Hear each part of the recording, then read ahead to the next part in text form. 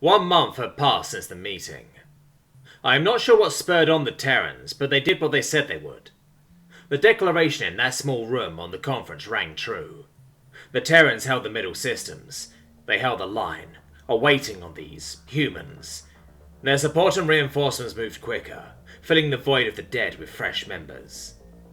Admiral Carroll said they would try their damnedest to keep them at bay. They kept true to their word. The tenacity of Terrans showed. They kept the Ravagers from pushing to the core systems, but at a horrid price. Casualties of the Terrans spiked. 15 to 1 was now 56 to 1.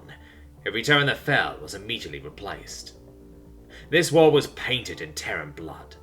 The Terran losses spurred on the Union. The more pacifistic species even picked up arms in this conflict. The main difference was the colour of blood that painted the battlefield. I was called again by the admirals. Apparently these humans were supposed to be arriving. They stated they needed 1 week to acclimate to the Union's weapons for contingencies, and then they would start their assault.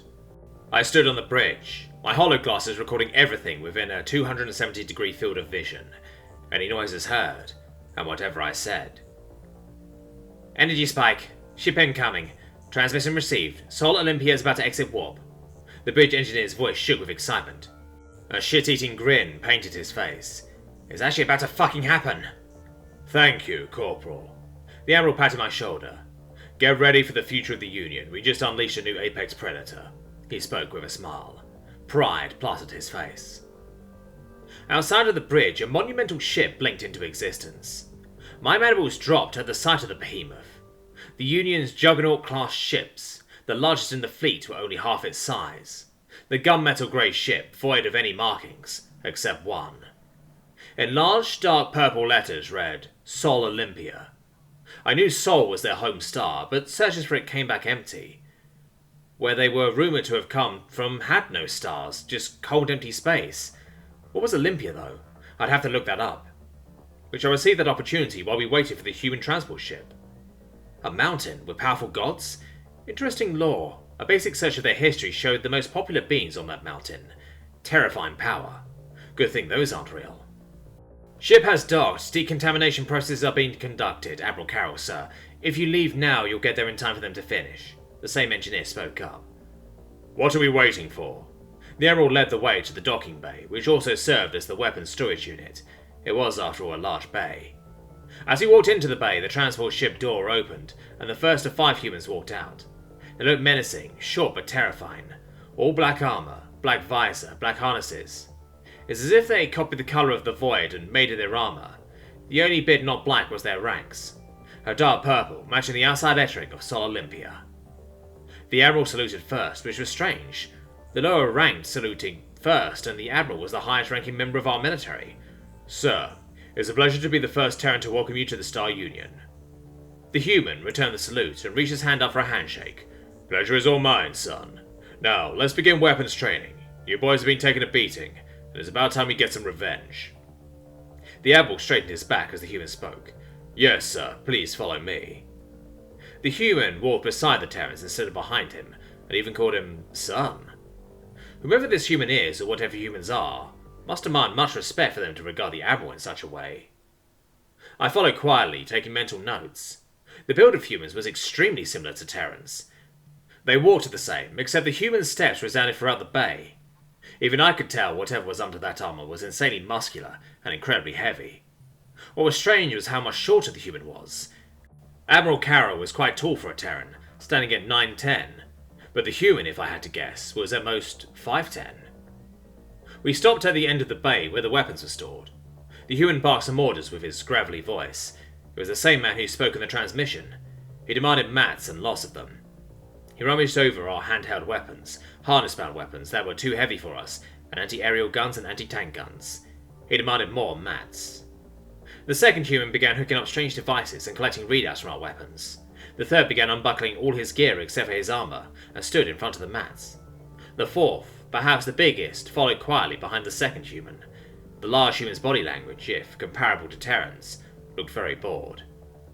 All clear, weapons are safe. Shouldn't pierce our deflector shores. We'll drain them like a bitch and hurt, but let's give it a go.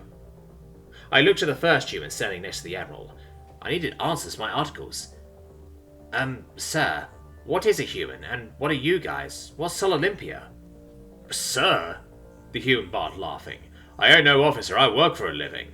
He slapped my shoulder, and I could sense how much restraint was in that slap. It was incredibly light, but full at the same time. I'm not sure how to explain it. Perhaps as a pupae, when your hatch father grabs you in his talons before you fall off the cliffside. Gentle, yet firm. That's what a human felt like. You haven't told them, Admiral? The Admiral shrugged. In due time, Mr. Khan. My name is Sergeant Wilson, and you will soon learn what humans are. For now, we are aboard the Sol Olympia, our special operations branch. We are the Autonomous Recon Extinction Specialists, also known as the Ares Unit. We are a doomsday branch meant for the prevention of eradication of any intelligent species by any means necessary. Ares, I thought.